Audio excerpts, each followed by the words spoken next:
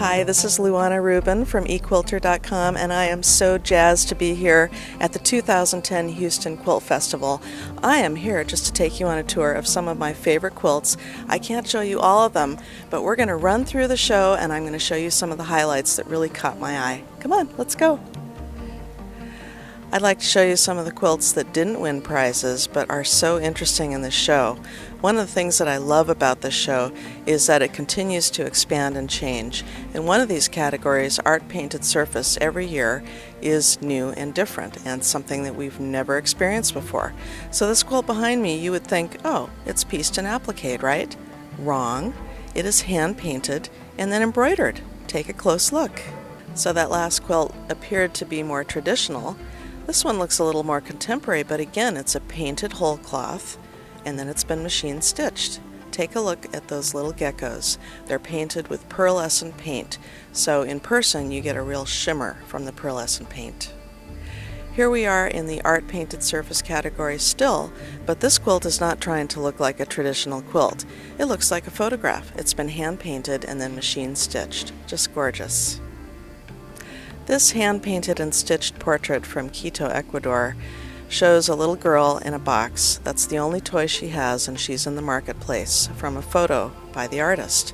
This really caught my eye because, of course, as you know, Equilter gives a lot of money to charities to help children in developing countries. This piece, called Innocence, is by multi-award-winning artist Hollis Chatelain, and it depicts the face of a boy, hand-painted, very large scale. But when you get close, you can see many faces of other children stitched into the tonal background. It's a fascinating piece because you see it from a distance, the boy's face captures you, and then you come close and you are drawn in by all of the other children's faces, and the details in here are just incredible. Take a close look at the heavy, dense stitching, very directional, with a lot of color detail on this piece. Major awe factor, right? The cute little raccoon is all snuggled up and curled up taking a nap, but it's different from the other ones that we've showed you because it is mostly an image made out of stitching and thread. Flowers are a perennial favorite here, pardon the pun.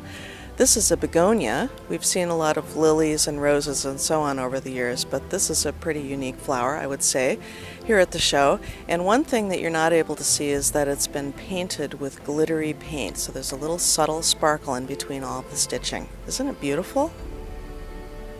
Over the last 2 years, I've been to the Tokyo Quilt Festival twice, and I also met teacher and artist Yoko Sato while she was teaching her Japanese taupe quilt technique in Florence, Italy.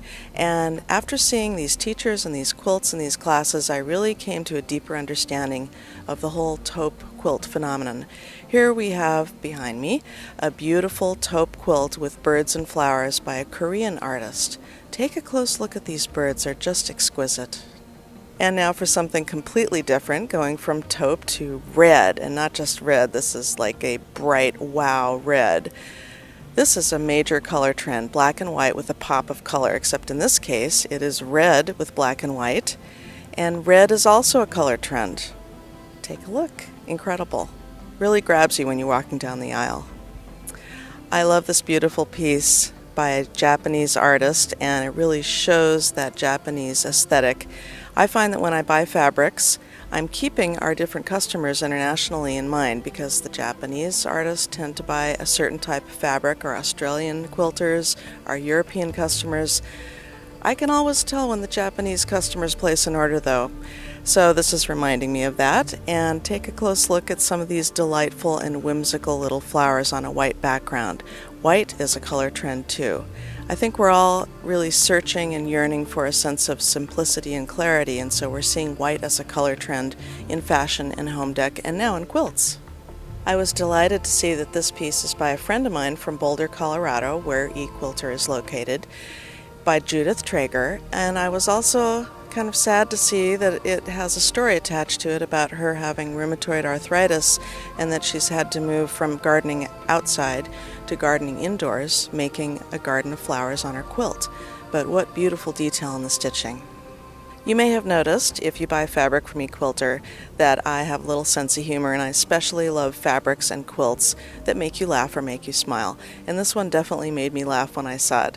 First thing I thought when I saw it was, oh, Andy Warhol. It's actually a 4-panel image of a water tower, and it's named Marilyn, as in Marilyn Monroe. Get it? Here we are in the heart of the tactile architecture category, and I wanted to show you this piece just because I love purple and green. But notice the shading in the hand dyes. I know that a lot of our customers buy hand dyes to do this type of applique and piecing art quilting, such as this. So here we're going to show you a couple black and white quilts. Black and white is a very strong color theme right now, and a lot of it is coming from graphic design. But here we have a very abstract piece showing ruins in Scotland. And here's a more literal interpretation of black and white, New York City, by an Italian quilter.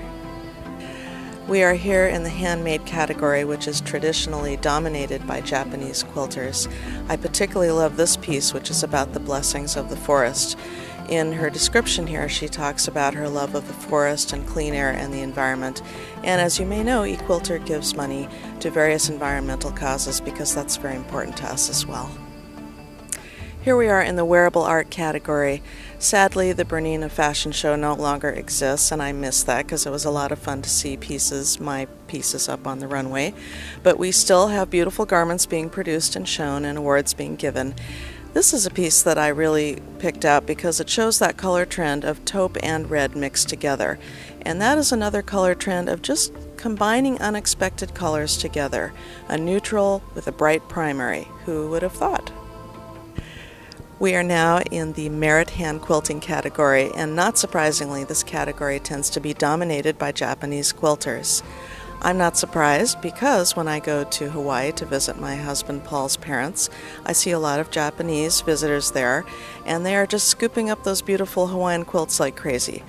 Here behind me we see the color trend of red, in this case kind of a cherry red and strawberry red in a hand dye that has been meticulously hand quilted over a white background with beautiful hibiscus flowers. Here's another beautiful Hawaiian quilt made by a Japanese quilter, but in this case we have a very contemporary pop of color. And here's the last Hawaiian quilt that I want to show you by a Japanese quilter, but a very subtle color combination. I just wanted to show you, I wanted to give you a very close-up bug's eye view, maybe we could call it, of this white, the soft ivory white on a natural background. So exquisite. I hope you've enjoyed this tour, but guess what? There's a part 2. So go have a cup of coffee or a cup of tea, take a little break, come back, and we'll go see some more fabulous quilts.